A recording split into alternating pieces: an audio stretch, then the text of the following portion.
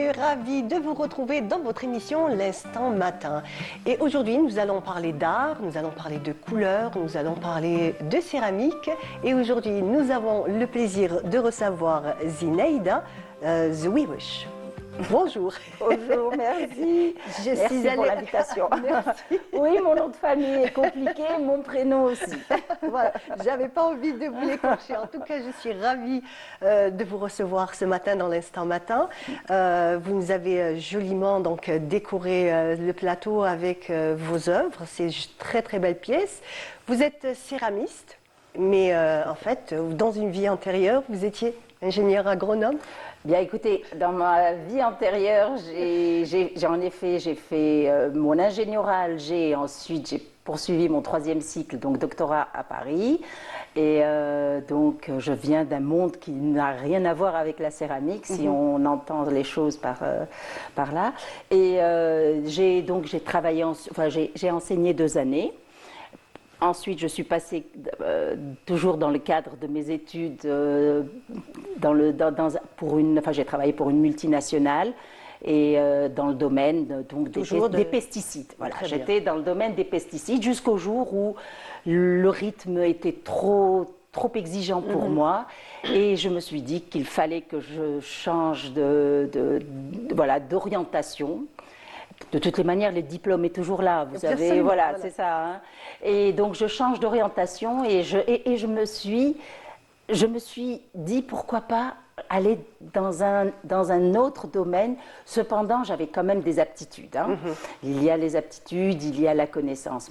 En fait, mes parents étaient mécènes d'un petit atelier de céramique. Ah, très bien, d'accord. Donc voilà, ma mère en particulier était mécène, elle les aidait beaucoup.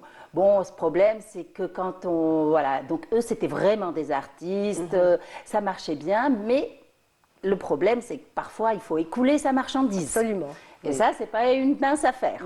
Parce que produire, c'est bien, mais écouler et faire rentrer de l'argent, c'est encore mieux. Voilà. Alors, donc, c'était ma mère qui les aidait beaucoup, et moi avec. Et ça m'a permis d'aller, donc, de les fréquenter, de rester avec eux, jusqu'au jour où je me suis dit, tiens, pourquoi ne pas prendre la relève et m'initier bien mieux, bien plus, et surtout essayer de nous faire connaître, le travail de ces artistes, de ces jeunes artistes que, à l'époque, ils étaient jeunes, maintenant, on est un peu moins. Un petit peu moins jeunes, on va dire. Voilà. Et donc, j'ai vraiment pris en main cette petite association et j'ai créé, grâce à l'ANSEJ, je me souviens bien, c'est un atelier et là on a explosé parce que après à peine 3 mois d'existence, j'ai eu le premier prix de la créativité. Ah, c'est extraordinaire, c'est une belle récompense. Oui, très belle récompense. D'ailleurs, les autres ne me connaissaient pas vraiment, les autres artisans, en se posant la question, mais qui est-elle? D'où vient-elle? Comment a-t-elle fait? Et en réalité, j'ai ramené des idées nouvelles, c'est tout. En réalité, la céramique, elle a été travaillée de la même manière. J'avais créé la ville de Bagdad. C'était en 2007. Pardon. Donc, c'était une exposition au salon de l'artisanat? C'était le salon de l'artisanat. Je crois que c'était à Riyad à la Safex. C'était à la Safex. Non, je garantis. Et j'avais créé, à l'époque, en 2007, c'était encore la guerre en Irak. Et les Irakiens n'étaient pas venus. C'était le salon arabe, je crois, de l'artisanat. Très bien. Voilà. Et donc, tout le monde était représenté, sauf l'Irak. Je me suis dit, moi, je vais, en hommage à ce peuple en souffrance, en pleine guerre, etc., je vais recréer la ville de Bagdad des 1001 nuits. Et vous savez que Bagdad est une ville circulaire. Oui, circulaire. Absolument. Donc, toutes les pièces étaient circulaires. Donc, il y avait le palais central, parce que Bagdad est orienté sur le palais, la mosquée, ensuite les résidences des notables et ensuite la résidence de la population. C'était une ville avant que les comment ça s'appelle, les Gengis Khan, donc n'aient détruit totalement Bagdad. Et voilà. Et donc vous avez fait cette pièce en céramique. J'ai créé plusieurs pièces en fait. J'avais le palais central, donc c'était un très grand tagine. Le travail était absolument algérien, hein, mais avec les motifs algériens, mais c'était la représentation et le tout avait été mis sur une dune de sable. Ah, c'est beau Donc ça, voilà, donc j'imagine. j'avais mis le décor avec, voilà, Très j'avais bien. rajouté le décor et donc il y avait des minarets qui représentaient la mosquée, il y avait ensuite plusieurs séries de boîtes, en fait il y avait 14 pièces et le tout formait par exemple les résidences, les palais, la mosquée qui constituait donc Barded. Donc, à votre façon, À ma façon. vous avez fait vivre Bagdad. Tout à fait, avec les jolis toits en or, etc. Très bien. Et donc j'ai refait vivre Barded et ça a beaucoup plu. J'imagine. Ça a Déjà rien beaucoup que l'idée est très plu. singulière, Voilà. c'est très joli. C'est ça, c'est créer une ville à partir de boîtes de céramique. Et j'ai été, donc ça donnait vraiment un effet de surprise Oui, voilà, qui a fait que très vite on a capté mon travail et j'ai obtenu le premier prix 3 mois après la création.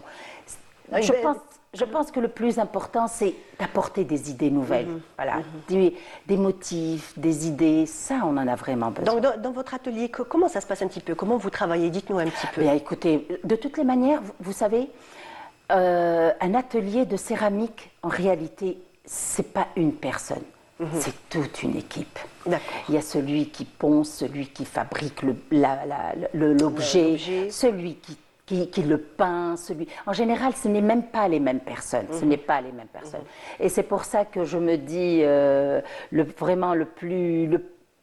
normalement, on donne, d'ailleurs pendant très très longtemps, je n'ai jamais signé mon nom.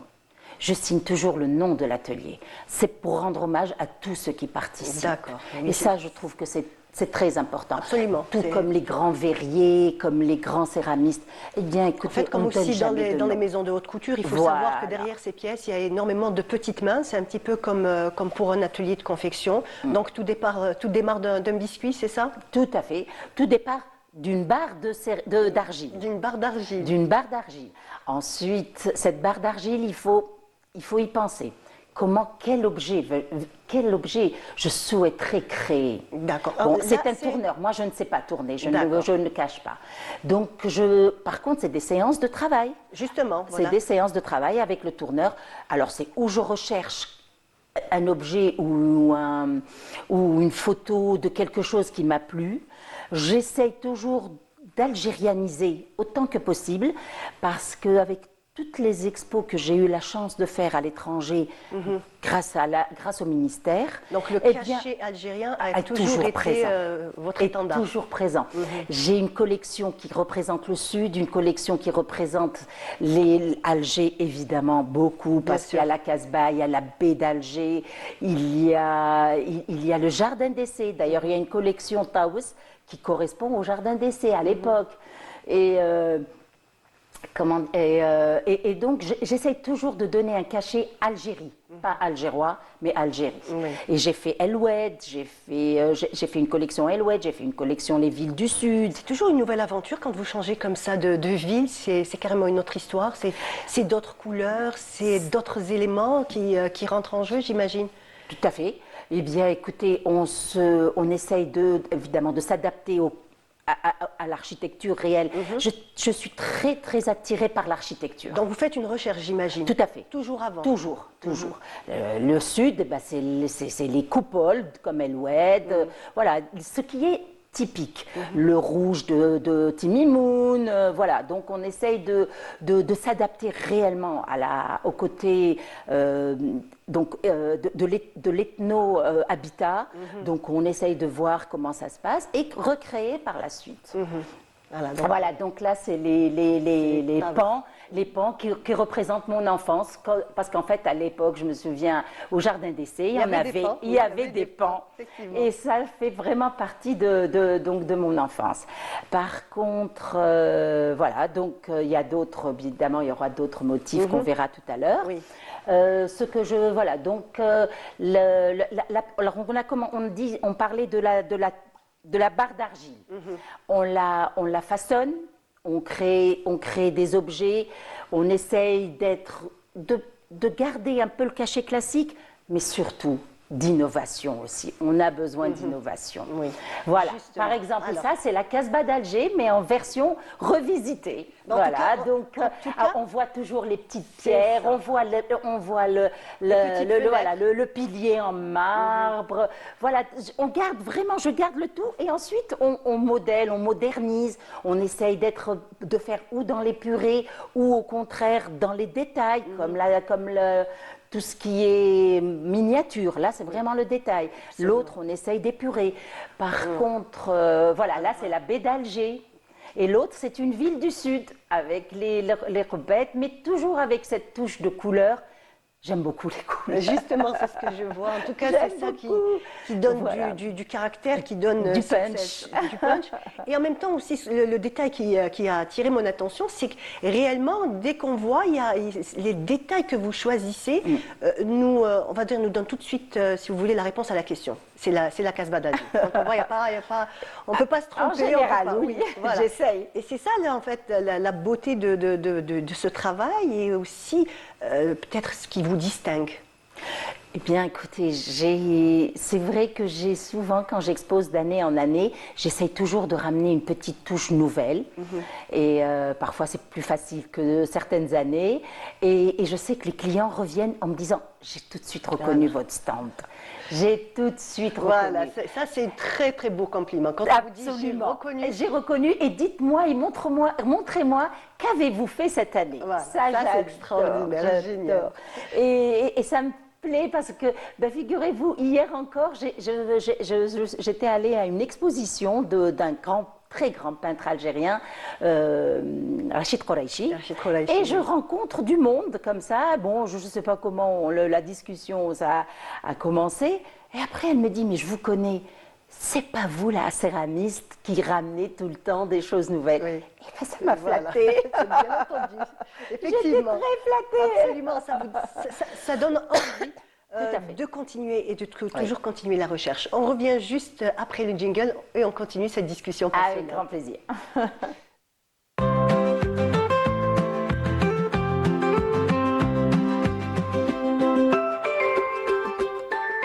De retour dans notre émission L'Instant Matin et nous parlons de jolies choses avec une très belle femme. En tout cas, je vous complimente, j'aime beaucoup en fait, votre tenue déjà qui vous représente un petit peu, hein, déjà rien que les couleurs, les détails et tout. C'est un petit peu peut-être comme C'est votre gentil. céramique. C'est gentil, Voilà. merci. Et même le caractère aussi. Alors, on parlait de vos céramiques, de ce cachet particulier qu'on arrive à reconnaître. Et généralement, c'est ça la récompense d'un artiste, parce que quand on voit une toile, on se dit ah, c'est Baya ou ah, c'est un tel. Tout à fait. Le pari est réussi. Je pense que c'est vraiment, on va dire, ce que recherche un artiste. Tout à fait. Écoutez, il y a Emmanuel Kant, le grand philosophe allemand, qui disait « Représenter la nature, vous ne pourrez jamais. Parce que la nature est encore plus belle, parce qu'elle est vivante, elle est là. Et puis c'est un don de Dieu, cette nature qui nous représente. Par contre, travailler cette nature et la modeler à sa façon, ça, c'est de l'art. Absolument. Voilà. Absolument. Et donc, voilà. Donc, je me base sur beaucoup de choses qui font partie de notre culture, patrimoine. Et j'essaye donc voilà, de lui donner la petite touche Zinaïda, la petite touche, Alors, la petite touche céramique Malkama. Voilà. Il y a une anecdote avec l'Institut du monde arabe, j'aimerais bien qu'on la partage avec les téléspectateurs. C'est pour ça que je disais caractère, hein. C'est pour ça que je vous ai dit même le caractère. Donc le téléspectateur va comprendre pourquoi. Racontez-nous un petit peu. Écoutez, pardon, il y a 2 ans, il y a 1 année et demie, j'ai exposé à la mosquée de Paris. On a eu l'opportunité, nous les artisans algériens, donc d'exposer, de faire connaître et de montrer notre savoir-faire et notre patrimoine. Donc j'expose à la mosquée, ça m'a permis donc de rencontrer beaucoup de gens, parce que beaucoup de gens vont visiter. Et je sais que j'avais pris pas mal de tableaux avec moi, eh bien, ils sont un peu disséminés dans le monde. Il y avait un tableau qui est allé au Mexique, il y en avait un autre qui est allé par exemple, je crois, Philippines. Voilà, donc et ça fait vraiment plaisir parce que j'étais là à leur expliquer qu'est-ce que c'est que l'Algérie. Les gens ne nous connaissent pas toujours très bien, donc c'était beaucoup de représentations de Casbah et ça a énormément plu. Et donc maintenant, ça me fait toujours plaisir quand mes petites choses partent un peu partout. Un petit peu comme votre côté agronome, donc c'est la petite graine que le Voilà, vent porte très loin. et il y a l'arbre qui pousse et qui donne des fruits et ça Absolument. c'est très valorisant. Cependant, donc là depuis j'ai eu l'opportunité grâce à Monsieur le recteur de pouvoir mettre mes pièces ils ont une salle dédiée justement alors, aux objets relatifs ou à l'islam ou à l'art arabo-musulman. Donc j'avais fait des choses spécifiques, etc., que j'ai mis à la disposition donc, de la boutique de la mosquée. Un jour, je vais souvent à l'Institut du monde arabe, c'est quand même un très bel institut à Paris, et évidemment il y a des expositions à chaque fois d'un pays arabe. L'Algérie avait été représentée également par Biskra, par les orientalistes du Sud, et il y a Beya qui a récemment fait une très très belle exposition vraiment où on voyait comment l'art de Beya avait évolué depuis ses 16 ans jusqu'à la fin, où on voyait quand même que le trait était beaucoup plus... de la maturité. Voilà, de la maturité dans son travail. Et l'avantage, c'est qu'il les avait mis par ordre chronologique. Et donc, on voyait vraiment comment les yeux, au début, avaient une forme et ensuite, elle a fini par les mettre en des yeux d'outarde. L'outarde est un oiseau. Et franchement, donc, ça a été vraiment une expo qui a d'ailleurs été refaite et prolongée plusieurs fois. Et un jour, et donc... En fait, l'Institut du monde arabe, quand il y a une expo, il y a également donc la vente des livres, mais la vente d'objets représentatifs à cette région, de l'exposition. Ah, très bien. Beaucoup de pays ont exposé, beaucoup de pays ont mis leur artisanat en valeur, et pas l'Algérie. Jamais l'Algérie n'a été représentée. Vous allez toquer à la porte. Je toque à la porte, je me présente, voilà. Eh bien, écoutez, je pense que c'est le moment maintenant que l'Algérie, c'est le moment de donner la chance à l'Algérie de montrer son savoir-faire. Et vous avez eu gain de cause. Et j'ai eu gain de cause, évidemment. Mais ceci dit, on m'a orientée sur le thème de la future exposition qui aura lieu à la fin de l'année 2026. C'est normal parce qu'on travaille les choses à long terme, parce qu'il faut préparer, il faut récupérer les pièces, il faut parce que ce sont des pièces qui se trouvent un peu partout dans plusieurs musées, donc il faut les demander, les autorisations, et voilà, et créer donc cette expo, ce qui n'est pas toujours facile. Donc je me rapproche d'eux il y a déjà 2-3 mois. On m'a expliqué de quoi il s'agit. Écoutez, la prochaine exposition sera sur l'Alhambra. Ah, magnifique. Donc, ils vont remettre, ils vont refaire naître sa majesté, ce palais Nasrid, qui est donc l'Alhambra. Et ils m'ont proposé, et moi je leur ai dit, vous faites ça? J'y étais il n'y a même pas 2 mois. C'est vrai que j'y étais au printemps. Je leur ai dit, j'ai gardé vraiment une impression extraordinaire de cette architecture, de ce stuc, de ce zellij, comme ils le disent eux, de ce bois, de cette sculpture, de cette calligraphie extraordinaire. Je pense que c'était du Koufi Wardi et de tout ça. Et je leur ai dit, laissez-moi faire. Je vais vous ramener des échantillons. Il y a également quelque chose qui est exceptionnel à l'époque en Espagne ou même voire dans toute l'Europe, c'était les jardins de l'Alhambra. Mais cette fontaine, etc., c'était une technologie qui n'était pas connue. C'est arrivé au XVIe siècle avec Louis XIV, Absolument. avec les jardins du palais, comment ça s'appelle pas le Louvre, Palais Royal? non, en banlieue. Le mot m'échappe. C'est pas grave. Voilà. Le Bref, mot voilà. reviendra. Donc c'était avec le Nôtre. L'architecte s'appelait le Nôtre. Et c'est lui qui avait créé les fontaines et les cours d'eau, enfin voilà, tous les jets, etc. de ce palais le palais de Louis XIV. Et ce qu'il y a, c'est que nous, on l'avait déjà fait au 9e et 10e siècle. Absolument. Et c'était une technologie, Et c'est une technologie très, très avancée. qui vient de Perse, en fait. Et d'ailleurs, les jardins à la Perse, donc, qui faisaient partie donc, de l'empire musulman, c'était la civilisation islamique. Oui. Et jusqu'à présent, les jardins à la Perse, où il y avait donc ces fontaines, etc., sont classés dans le patrimoine international de l'Alhambra. Donc, ce que je leur ai proposé comme échantillon, mais bon, ça vous le verrez plus tard, c'est de faire des représentations assez épurées, parce que le goût européen ne correspond pas forcément au goût du Maghreb ou du Moyen-Orient. Donc, je vais faire des représentations de portes, les portes de l'Alhambra, très typiques. Et je vais leur faire les poissons qui nageaient dans ces jardins de l'Alhambra. Et voilà, là, ça c'est mon atelier de céramique où la créativité et la création se fait. Ah, c'est très joli. Et, il y a de quoi avoir de l'inspiration dans un lieu comme ça. C'est gentil. Et donc, voilà, donc je vais leur faire je leur ai fait des propositions, ils les ont acceptées, ils m'ont demandé encore de faire d'autres recherches. Bref, c'est une coopération qui me flatte, qui me fait plaisir. Et Inch'Allah, c'est l'Algérie l'année prochaine. Alors les fameux poissons. Voilà, les fameux poissons, c'est exactement cela. Ce sont eux, c'est ces poissons, évidemment, travaillés. Il y a une touche de fantaisie. Voilà, il y a une touche de fantaisie dans ces poissons.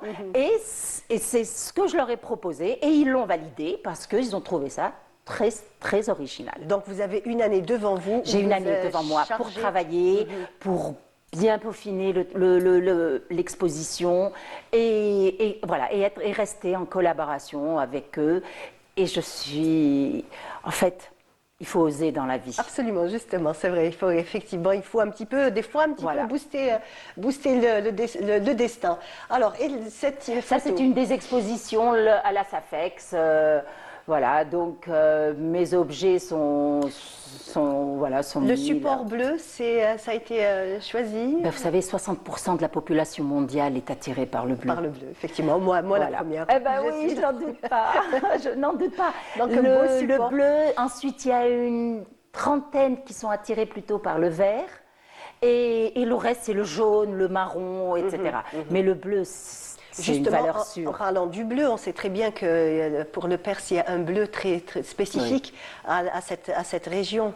Voilà. Ben, écoutez, les Perses à Ispahan ont créé le rose. Le rose était une couleur inconnue dans la céramique. Ah, très bien. Et grâce à la fameuse mosquée d'Ispahan, c'était pour la première fois que les chahs perses ont découvert donc cette couleur. Et ils l'ont vraiment bien travaillé. Les Perses ont trouvé un bleu qui en réalité correspond à un mélange de turquoise et de lapis-lazuli. Lapis-lazuli, oui. Voilà. Lapis-lazuli vient d'Afghanistan. L'Afghanistan faisait partie intégrante de l'Empire perse. Oui, absolument. Et alors que les Perses sont ce sont les premiers producteurs de turquoise au monde. Donc c'est un mélange entre ces deux. C'est un mélange des deux. En réalité, c'est quoi les oxydes qu'on utilise dans la céramique? Ce sont des mélanges ou des oxydes ferreux, de fer, de métal ou de pierre. Et pendant des siècles, le monde entier espérait connaître la recette du bleu perse, d'Ispahan, de Perse, partout. et espéraient, mais n'arrivaient pas. Vous savez que cette... Ils ont gardé le Oui, secret ils ont jalousement. gardé le secret pendant très très longtemps. Ça, c'est vraiment, ça fait partie de la richesse de l'artisanat. Absolument. Et donc les Perses ont créé, et en fait, voilà, ça a été reconnu par la suite en me créant de la poudre de ces pierres, mélangée à d'autres matières chimiques. Eh ben, on arrivait à créer donc ces couleurs de bleu exceptionnelles Absolument. que l'Iran a produit et que maintenant on a des techniques beaucoup plus récentes maintenant pour obtenir ces couleurs. Le rouge est venu bien tard aussi, mais ça c'est les Turcs qui l'ont également. On le trouve dans leurs tulipes, dans la céramique. Et si vous permettez, donc puisque nous parlions de... Justement, il ne Turquie. nous reste pas beaucoup de temps. Le temps passe très allez-y. vite. Hein. Vous savez, Oui. quand on se pose, on se dit au départ 30 minutes, c'est énorme, mais en fait, le temps passe très très vite. Donc, on arrive à la fin de notre Oui. émission, Zinaïda. Ça a été un plaisir, en tout cas, de vous recevoir et de discuter avec vous. Qu'est-ce que je peux vous souhaiter? Beaucoup de courage et pour toute cette année. Ben oui, Ben voilà. je l'espère aussi. Inch'Allah. Et que les produits que mon atelier va créer, donc en même temps donc la représentation indirecte de mon pays, eh bien, ce que je souhaite, eh bien, c'est que cette collection plaise Absolument, Inch'Allah. et que j'ai beaucoup d'espoir. J'en doute pas, moi aussi, j'ai beaucoup d'espoir. En tout cas, on vous donne rendez-vous dans presque un an, Ben, c'est au tout mois à de fait. novembre. Ben, Pour j'espère vous que serez- raconter mon... Absolument. Cette nouvelle aventure, Mes cette nouvelle. péripéties. Absolument. En tout cas, merci. Merci beaucoup. à vous. Merci, Merci de et bon m'avoir reçu. courage. On arrive à la fin de notre émission. C'était l'instant matin. J'espère que cette émission a été à votre goût. En tout cas, moi, ça a été vraiment absolument délicieux de discuter avec Zuneida. Je vous donne rendez-vous bientôt et en attendant, vous restez sur les programmes de Canal Algérie. Au revoir.